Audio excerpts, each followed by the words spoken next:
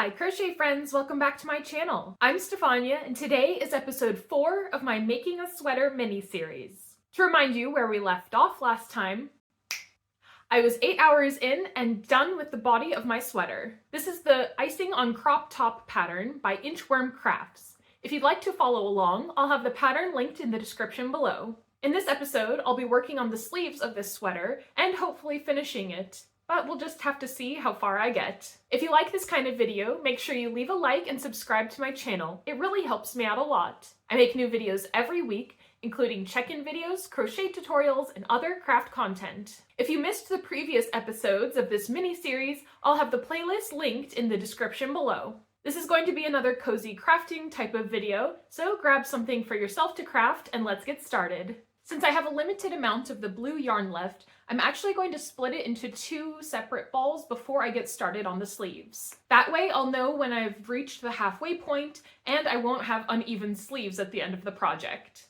I'm going to do the same with the purple yarn so that I can add a couple rows of it at the end of the sleeve. Having purple at the edges of my sleeves will complement how I added a couple rows of purple at the bottom of my sweater. There's probably a smarter way of doing this, but I took the 2 ends of the skein and I'm now just pulling them until I find the center point of this yarn. Once I have the center point, that's where I'll cut the yarn into 2 different pieces, and then I'll hand roll the ball of yarn into 2 different balls. But right now I'm dealing with just a lot of loose yarn, so again, maybe there's a smarter way of doing this that I just didn't think of. If you have any better techniques, let me know in the comments down below. So I finally found the center of that skein of yarn, so this is where I'm going to cut, and then start hand winding each of these into different skeins. To do so, I usually just hold on to the tail of the yarn here, and then start loosely wrapping it around 3 of my fingers. Once I have a good amount of yarn on my fingers, I'll transfer the ball onto my thumb and continue wrapping. If I had a lot more of this yarn available, I wouldn't have bothered with this step, but because I'm limiting this project to just the yarn I had on hand, I wanted to be sure that my sleeves were going to be even. You can see I've now switched it over to my thumb and I'm just loosely wrapping as I turn the ball a little bit each wrap. This is how I always hand wind my yarn into different balls, and as a bonus, I'll have the center pull ready to go to make it easier to crochet. I'm gonna go ahead and wind this yarn off camera, and then I'll meet you back here soon. Alright, I've now got my skein split into 2 different balls, and I'm ready to finally start crocheting. I'll start with one sleeve and crochet it as far as I can go with one of the balls of yarn, and then switch to purple. Let's get started. As with some of the other videos I've been making recently, I wanted to read some poems while I crochet in the background. Since we're 1 week away from the start of spring, I thought I would find some public domain poems that reflect this theme. So grab something for yourself to craft and join me as I work on my sweater sleeve. Prologue of the Earthly Paradise by William Morris. Of heaven or hell I have no power to sing, I cannot ease the burden of your fears, or make quick coming death a little thing, or bring again the pleasure of past years. Nor for my words shall ye forget your tears, or hope again for aught that I can say, the idle singer of an empty day. But rather, when aweary of your mirth, from full hearts still unsatisfied ye sigh, and, feeling kindly unto all the earth, grudge every minute as it passes by. Made the more mindful that the sweet days die, remember me a little then I pray, the idle singer of an empty day. The heavy trouble, the bewildering care, that weighs us down who live and earn our bread, these idle verses have no power to bear. So let me sing of names remembered, because they, living not, can ne'er be dead, or long time take their memory quite away from us poor singers of an empty day. Dreamer of dreams, born out of my due time, why should I strive to set the crooked straight? Let it suffice me that my murmuring rhyme beats with light wing against the ivory gate, telling a tale not to importunate to those who in the sleepy region stay, lulled by the singer of an empty day. Folk say a wizard to a northern king at Christmas tide such wondrous things did show, that through one window men beheld the spring, and through another saw the summer glow, and through a third the fruited vines arow, while still, unheard, but in its wonted way, piped the drear wind of that December day. So with this earthly paradise it is, if ye will read aright and pardon me, who strive to build a shadowy isle of bliss, midmost the beating of the steely sea, where tossed about all hearts of men must be, whose ravening monsters mighty men shall slay, not the poor singer of an empty day. After the Winter Rain by Ina Coolbrith. After the winter rain, sing robin, sing swallow, grasses are in the lane, buds and flowers will follow. Woods shall ring, blithe and gay, with bird trill and twitter, though the skies weep today, and the winds are bitter. Though deep call unto deep, as calls the thunder, and white the billows leap, the tempest under. Softly the waves shall come, up the long bright beaches, with dainty flowers of foam, and tenderest speeches.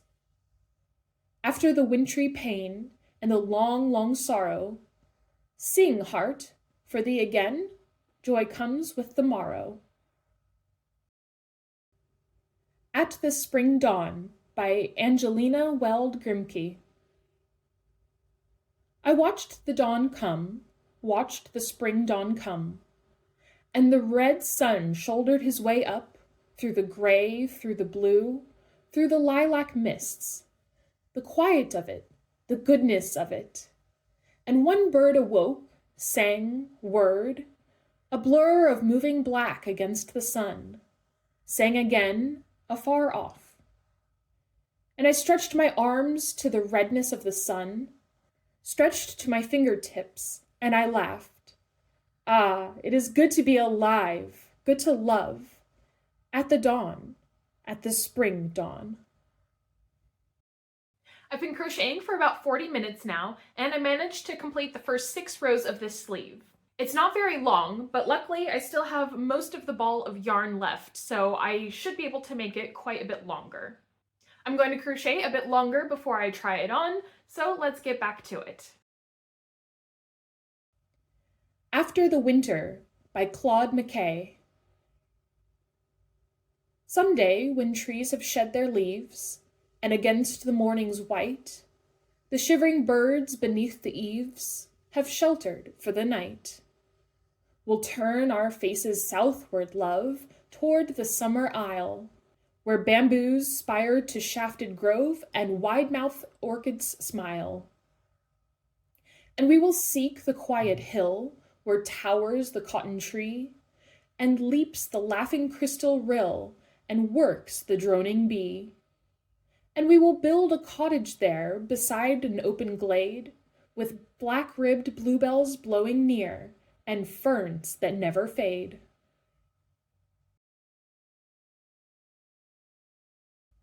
I Wandered Lonely as a Cloud by William Wordsworth.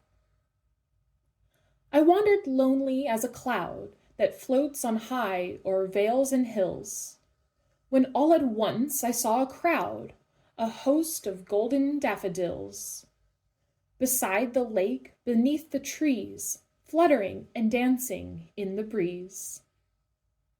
Continuous as the stars that shine and twinkle on the Milky Way, they stretched in never-ending line along the margin of a bay.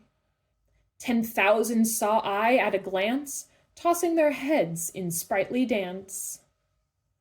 The waves beside them danced, but they outdid the sparkling waves in glee. A poet could not but be gay in such a jocund company. I gazed and gazed, but little thought what wealth the show to me had brought. For oft when on my couch I lie, in vacant or in pensive mood, they flash upon that inward eye, which is the bliss of solitude. And then my heart with pleasures fills, and dances with the daffodils. Spring by Eliza Cook. Welcome, all hail to thee. Welcome, young spring. The sun ray is bright on this butterfly's wing. Beauty shines forth in the blossom-robed trees. Perfume floats by on the soft southern breeze. Music, sweet music, sounds over the earth.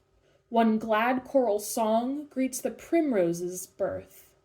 The lark soars above with its shrill matin strain. The shepherd boy tunes his reed pipe on the plain. Music, sweet music, cheers meadow and lea.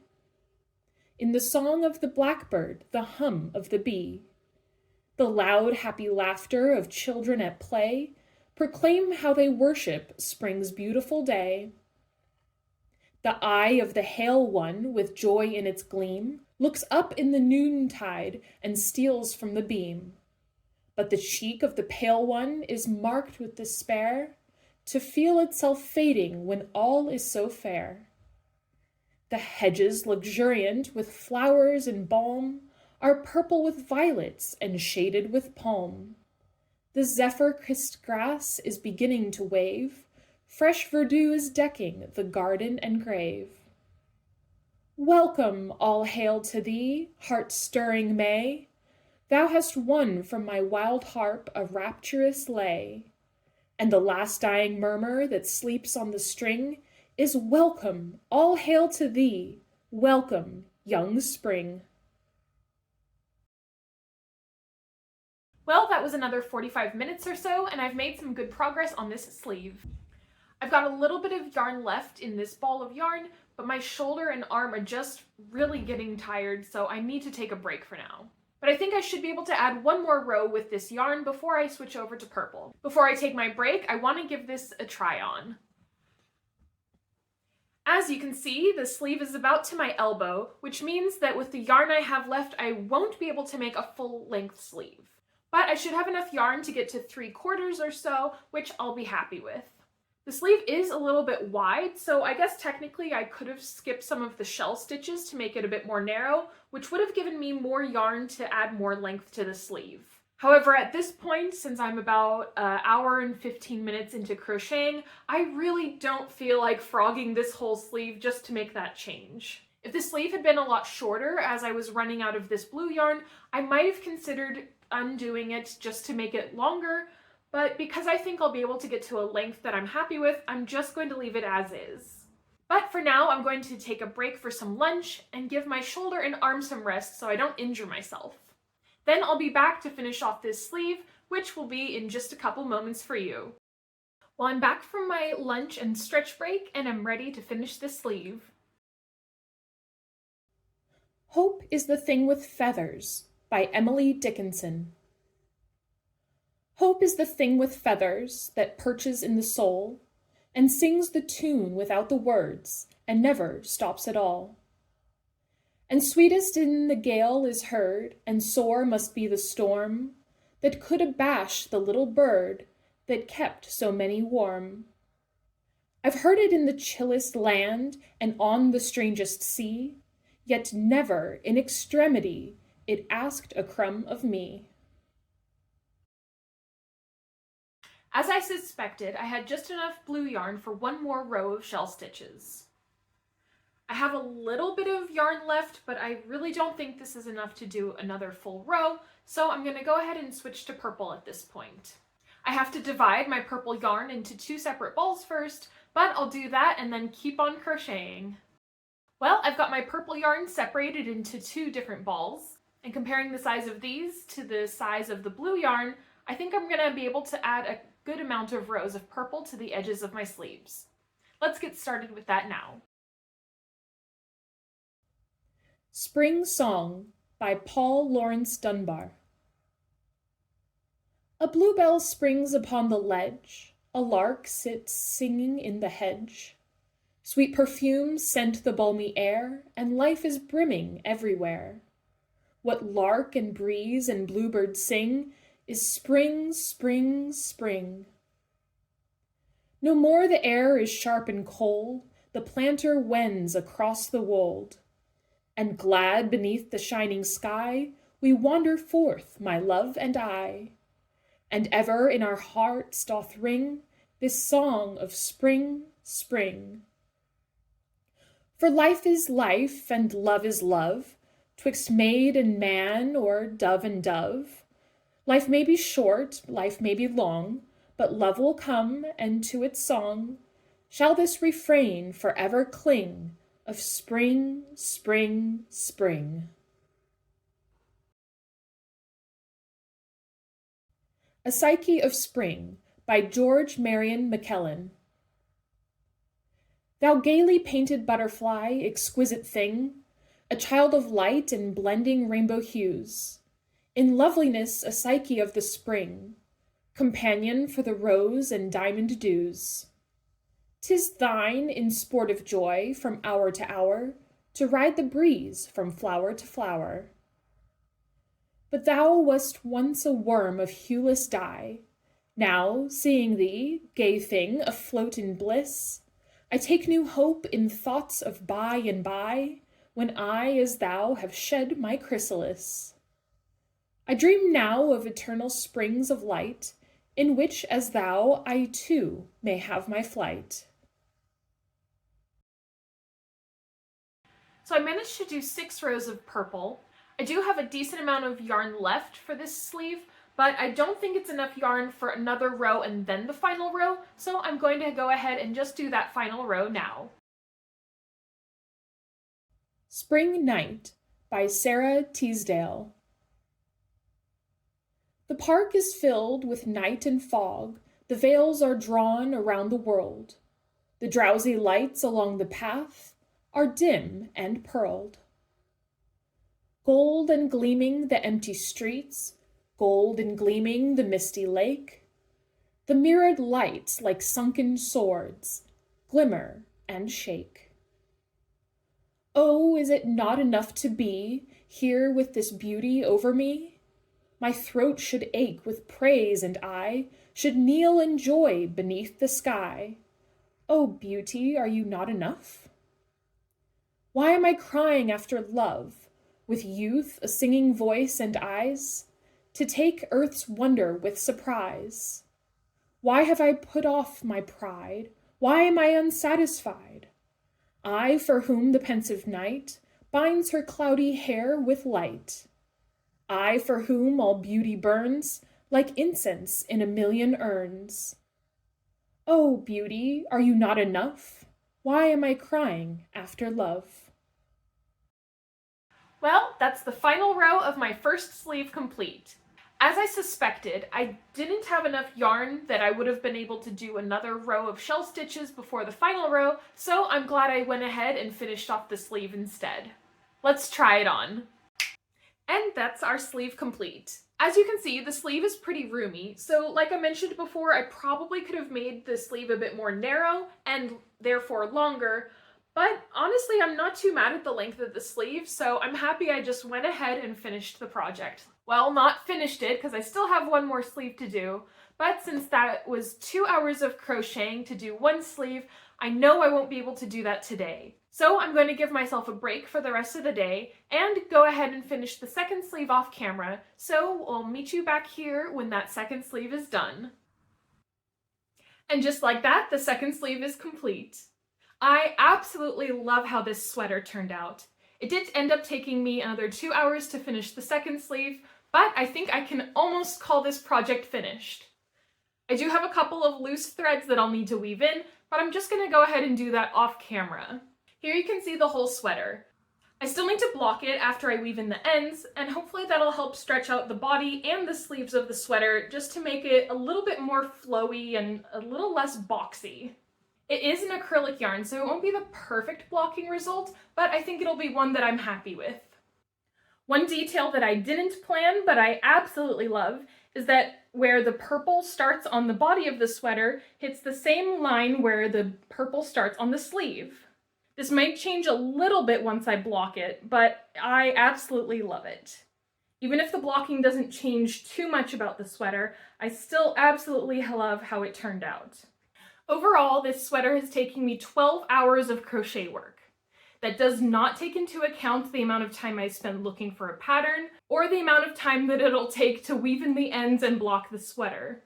Granted, those final steps won't take too long, but a 12-hour sweater really highlights just the amount of work that goes into hand-making clothing. If you were to go into any fast fashion retailer and buy a sweater, you'd probably be spending, I don't know, 20, 30 bucks. Granted, a lot of those are machine knit, so there's not the human labor directly going into it, but there is still skilled labor involved into making any kind of garment. I won't dive into the moral issues of fast fashion in this video, but if you're interested in hearing more of my views on the matter, let me know in the comments down below, and I'll consider making it its own video. Anyways, I'm super thrilled with how this sweater turned out, and I cannot wait to wear it out and about in the world. Granted, winter is nearly over, but I'm sure we still have some cooler weather in the future where I'll be able to enjoy wearing this sweater. I've really enjoyed this process, and I hope you've enjoyed coming along with me. Thanks for watching till the end of the video. If you liked this video, make sure you leave a like, and if you loved it, make sure you hit that subscribe button and turn on post notifications. That way, YouTube will let you know the next time I release a new video. I have new videos coming out every week, including check-in videos, crochet tutorials, and other craft content. If you were crafting along while watching this video, let me know what you were making in the comments down below. Thanks so much for watching, and I'll see you next time. Bye!